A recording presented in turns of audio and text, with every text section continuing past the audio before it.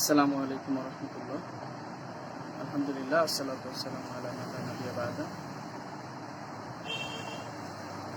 আজ পৃথিবীবাসী খুবই অসহায়, এতটাই অসহায়, বিশেষ করে চিকিৎসা ক্ষেত্রে মানুষ খুবই অসহায়।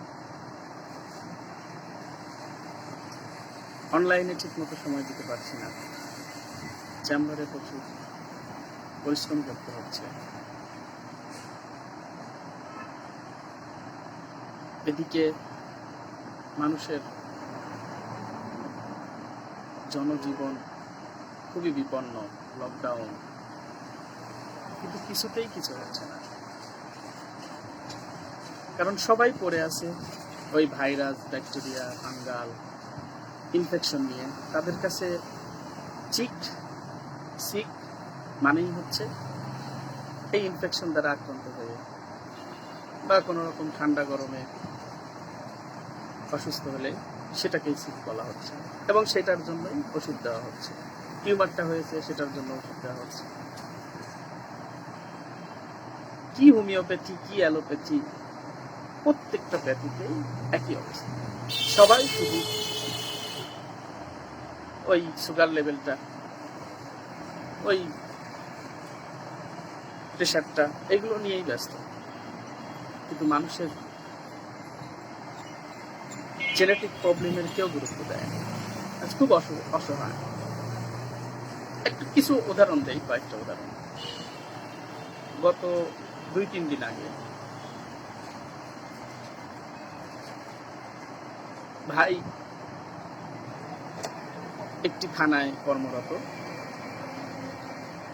আমাকে সন্ধ্যায় ফোন দিচ্ছে, ইকবাল ভাই, আমার মা তো অসুস্থ, হাসপাতালে ভর্তি, আমি ছুটি নিয়ে আসছি, কিন্তু কিছুই হচ্ছে না। তো কয়েকদিন ভর্তি, কিন্তু কিছুই হচ্ছে না। শ্বাসকষ্ট বেড়ে যাচ্ছে, গায়ে ফুলে যাচ্ছে, পানি জমে যাচ্ছে, পেটে শুধুই ফুলেই যাচ্ছে। আমি বললাম যে ভাইটালিটি তো দুর্বল, চিকিৎসা চলছে, চালান। এই রুগীরা তো যে অবস্থা, যদি কম বয়সী হতো তাহলে হয়তো বাঁচার সম্ভাবনা, কিন্তু এই অবস্থায় থাকলে তো আল্লাহ ভালো জানে, বাঁচতেও পারে, না হলে হয়তো কয়েকদিনের মধ্যেই মারা যাবে।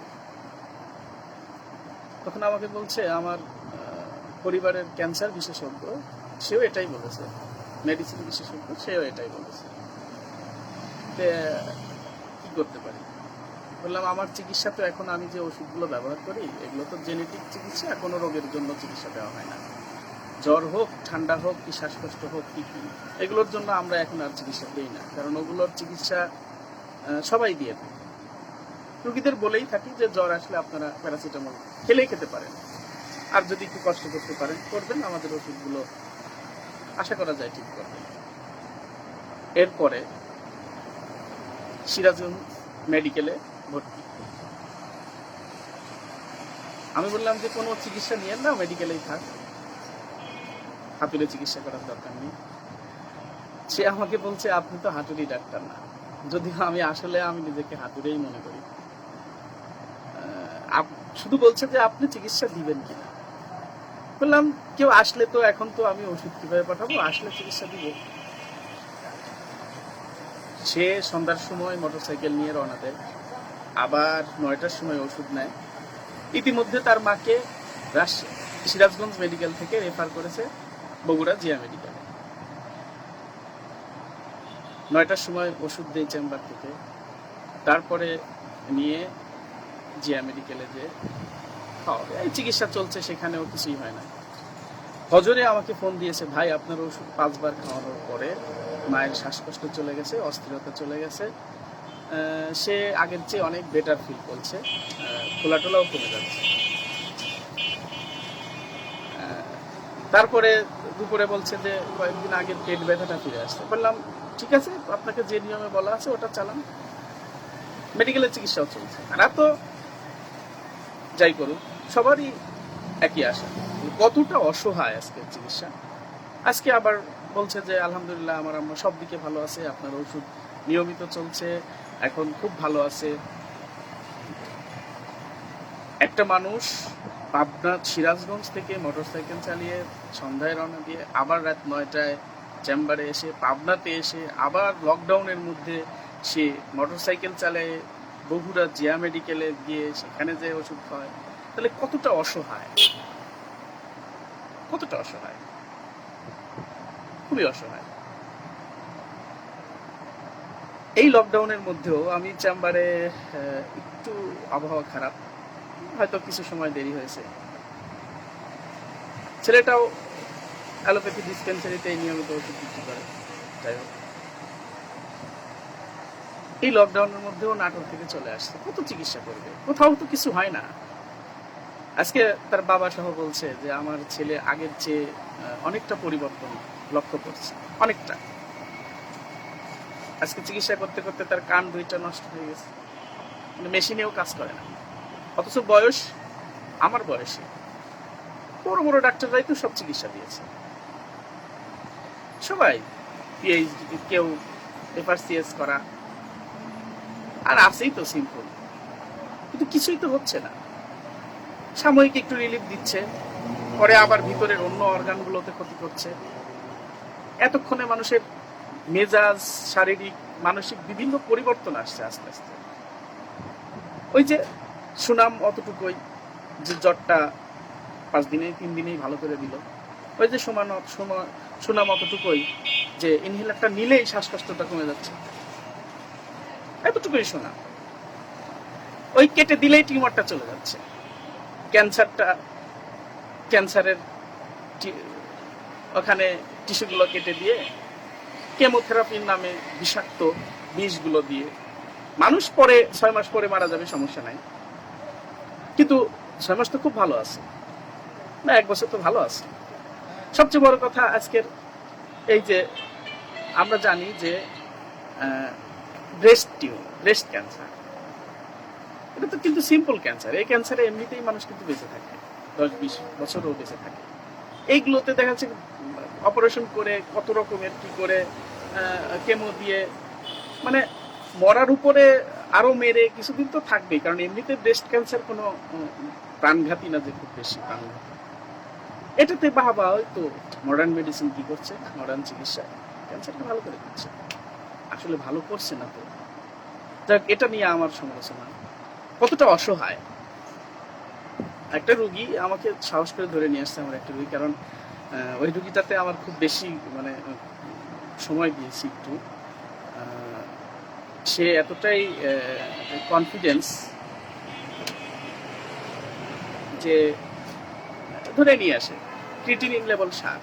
আগে এগুলো দেখলে ভয় পেতাম, আমি তো বলেই দিয়েছি রুগীদের, বারবার বলছি, দেখেন আমার চিকিৎসা কিন্তু কোনো রোগের জন্য হয় না, আপনার সমস্যা বাড়তেই থাকবে, কমতে থাকবে, আপ ডাউন করতে থাকবে, কিন্তু জেনেটিক লেভেলে চেঞ্জ আসবে। আমার দায়িত্ব এগুলো, আমরা এখন চিকিৎসা করি। মানুষের রোগ ব্যাধি, ঠান্ডা জ্বর এটা ওটার জন্য মানুষ চিকিৎসা করেই থাকে। যদিও অ্যান্টিবায়োটিক স্টেরয়েড সাথে চালালেও আমাদের ওষুধ কাজ করে, এবং স্টেরয়েড যদি কারোর চলে তাহলে স্টেরয়েডের পাশাপাশি আমাদের চিকিৎসা নিতে হবে। এক সময় হয়তো সিস্টেম যখন উন্নতি হবে তখন আমাদের শরীর এটাকে দূর করতে হবে, ঠিক আছে। আমরা শুধু বলি, তবে আপনারা সাধারণভাবে অ্যান্টিবায়োটিক এবং স্টেরয়েডটা একেবারে বর্জন করবেন। যাই হোক, কিডনির চিকিৎসা করছি মাসখানেক, রোগীটা আসে, খায়, কিছু বোঝে না। কয়েকদিন আগে বলছে, ভাই আমি তো কিছুদিন হলো আমার পাটা ফোলা দেখছি না, এবং আমার শরীর মন আগের চেয়ে একটু ফ্রেশ আছে। ওষুধ তো খাচ্ছি, প্রেশারের ট্যাবলেটও খাচ্ছি, সব খাচ্ছি। আমি বললাম আপ ডাউন করবে, কিন্তু যতক্ষণ আপনার জেনেটিক ভাবে যেহেতু আপনার উন্নতি হচ্ছে, ইনশাল্লাহ ভালো হবে। অসহায় ওই রোগীটা 3 বার ইন্ডিয়া থেকে ঘুরে এসেছে, চিকিৎসা তো নেই, ওই প্রেশারটা ভালো করতেছে, মধ্যখানে যে ভিতরে ভিতরে ক্রিয়েটিনিন লেভেলটাকে একেবারে কিডনিটাকে ড্যামেজ করছে, এটার দায়িত্ব কে? কিছুদিন আগে আরেকটা রোগী আসছে, কয়েকদিন আগে রোগীটা এসেই শুয়ে পড়লো, অস্থির এবং সামান্যতম শরীরে শক্তি নাই, এমন অবস্থা। আসছে রিক্সাতে বসে শুয়ে, এসে শুয়ে আছে, কি হলো, একটা হোমিও চিকিৎসা করে, তাকে সিকেল কর আর কি দিয়ে তার শরীরের যে ঘা সেটা ভালো করে দিয়েছে। এরকম চিকিৎসা তো আমরাও একসময় করেছি, কম্পিউটার সাথে নিয়ে রেকর্ডারি করলে যদি দেখানো যায়, বিশাল ডাক্তার কম্পিউটারাইজ রেকর্ডারি করি, আমার বড় বড় সফটওয়্যার, লাখ লাখ টাকার সফটওয়্যার দিয়ে চিকিৎসা করি, মানে এইসব ফ্যাশন জাস্ট রুগীদেরকে। তারপরে রুগীটা বলছে 1 বছর হলো আর ঘা হচ্ছে না, কিন্তু প্রতি বছরের মাথায় ওই শরীরে ওই ভয়ঙ্কর আকারে একটা ঘা হয়। কিন্তু কি হচ্ছে, হার্টের সমস্যাটা শুরু হয়ে গেছে। মেন্টাল লেভেলে এখন আর বিরক্তি, আর স্বামীকে মানে আর সহ্যই হয় না, কি যে বিপদ, খাওয়া দাওয়া করতে পারে না।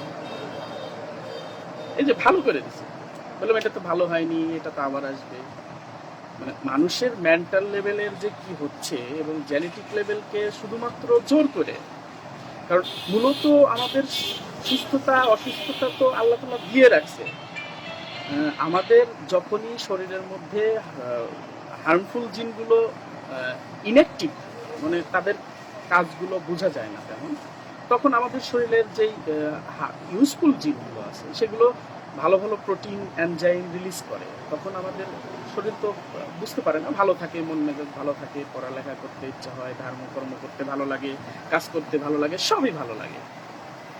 কিন্তু যখন দেখা যাচ্ছে ওই হার্মফুল জিনগুলো কোনো কারণে খুব বেশি ওভার অ্যাক্ট করে, সেটা যে কোনো পরিবেশের কারণে, অনুকূল পরিবেশ বা জিনেটিক টাইপের কিছু নিয়ম আছে, যেমন আমাদের বলা হয় যে এক শ্রেণীর জিন যারা প্রথম জীবনে খুব ভালো থাকে এবং বয়স বাড়ার সাথে সাথে 20 বছর বা 12 বছর 15 বছর পরের থেকে তারা আস্তে আস্তে ভালো হতে থাকে, তারা ভালো হয়, কিন্তু তাদের অভ্যন্তরীণ লেভেলটা, এবং প্রথম জীবনে তাদের ওষুধ লাগে না, কিন্তু পরবর্তী জীবনে এসে ওরা খুব ভয়ঙ্কর হতে থাকে। তারা মেন্টালিটি যত ভালো হতে থাকে, মানে ওটা এমনিতে এটা নেচার, ওই জিনগুলোর নেচার, তখন তাকে মেন্টাল লেভেলে এবং অভ্যন্তরীণভাবে খুবই ক্ষতি করতে থাকে। কিন্তু সে তার যেই মেন্টাল যেই খারাপ দিকগুলো ছিল, রাগ, এগুলো আস্তে আস্তে, এবং মারামারি কাটাকাটি, এগুলো আরেক শ্রেণীর জিন আছে, গ্রুপ অফ জিন, সেগুলো হচ্ছে আমাদের প্রথম জীবনে খারাপ থাকে, ভালো থাকে, কিন্তু পরবর্তী জীবনগুলোতে দেখা যাচ্ছে যে আস্তে আস্তে খারাপ হতে। এক শ্রেণীর জিন যেগুলো মানে খুবই ভয়ঙ্কর, তারা এখন এই যে এই জিনগুলোর কোনো চিকিৎসা করা হচ্ছে না, এই হার্মফুল জিনগুলো যখনই প্রকট হয়ে যায় তখনই কিন্তু মানুষের মধ্যে সমস্যাটা, তখন আর ওই ভালো জিনগুলোর, যে হার্মফুল জিনগুলোর এনজাইম প্রোটিন খারাপ, সেগুলোকে নিউট্রালাইজ করতে পারে না,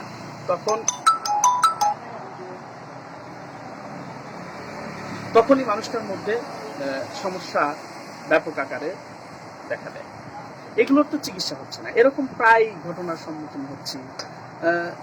এই যে ইনহেলার নিয়ে কি হচ্ছে, একটা মানুষ ইনহেলার নিয়ে নিয়ে তার মেরুদণ্ড ক্ষতিগ্রস্ত হচ্ছে, মানে যেটা আমাদের স্তন্য প্রাণীদের সবচেয়ে গুরুত্বপূর্ণ, তার লাংটা আস্তে আস্তে নষ্ট হয়ে যাচ্ছে, ড্যামেজ হয়ে যাচ্ছে, কিন্তু হয়তো সাময়িক একটু ভালো থাকছে, কিন্তু যেই কারণে হচ্ছে সেই কারণটা দূর না করার কারণে দেখা যাচ্ছে যে তার কিন্তু ডিস্ট্রাকশনটা রয়ে গেছে, তার কোনো আসলে কোনো উন্নতি হচ্ছে না, সামান্য একটু সুযোগ পেলেই তাকে আরো চেপে ধরছে। আমাদের চিকিৎসা আসতে গেলে কিন্তু আমরা বলি না আপনি ইনহেলার বন্ধ করেন, রুগীরাই আস্তে আস্তে আস্তে আস্তে ইনহেলার বন্ধ হয়ে যায়। ডায়াবেটিসের ওষুধ বন্ধ করতে বলি না, বন্ধ হয়ে যায়, কারণ ওগুলো তো আমাদের দায়িত্ব, ওটা তো সে দীর্ঘদিন খেয়েছে, তার বাপ খেয়েছে, তার দাদা খেয়েছে, তার নানা খেয়েছে, তার নানি খেয়েছে, মা খেয়েছে, মানে এক জেনেটিক ভাবে তাকে ক্ষতিগ্রস্ত করে আসছে প্রজন্ম পর প্রজন্ম। এটা তো আসলে হবেই। আমাদের চিকিৎসা, আমরা যেটা চিকিৎসা দিচ্ছি সেটা জেনেটিক, এটা ছাড়া আসলে উপায় নাই। বর্তমান পৃথিবীর কোভিড-19 দেখাই দিচ্ছে কি অবস্থা হচ্ছে। এই যে কোভিড-19 নিয়ে এত কেন মাথা ব্যথা, এই যে ডেল্টা কি হচ্ছে সেখানে, আসলে এমন একটা অবস্থা তৈরি করে দিচ্ছে, ইমিউন সিস্টেম যেহেতু দুর্বল, মানে একেবারেই তো ল পর্যায়ে আছে, যারা স্টেরয়েড দীর্ঘদিন ব্যবহার করে আসছে তাদের তো আরো অবস্থা খারাপ, মানে ইমিউনিটি যখনই ওই ভাইরাসটা আক্রমণ করছে তখন এমন একটা অবস্থা হচ্ছে আমাদের ইমিউনিটি ভয় পেয়ে যাচ্ছে, তখন শরীরের মধ্যে উল্টাপাল্টা, এই মনে হচ্ছে ভালো হয়ে গেছে, এই মনে হচ্ছে আবার শুরু হয়ে গেল, এই একটু ভালো আবার খারাপ, মানে বুঝতেই পারে না কোথা থেকে আমাদের ইমিউনিটি বুঝতেই পারে না যে শরীরের মধ্যে কি হচ্ছে। এটা কিন্তু একটা বড় সমস্যা। আজকে এই কোভিড-19 স্টেরয়েড ভালো কাজ করছে কেন? নিজের ইমিউনিটিকে দমন করে রাখার জন্য।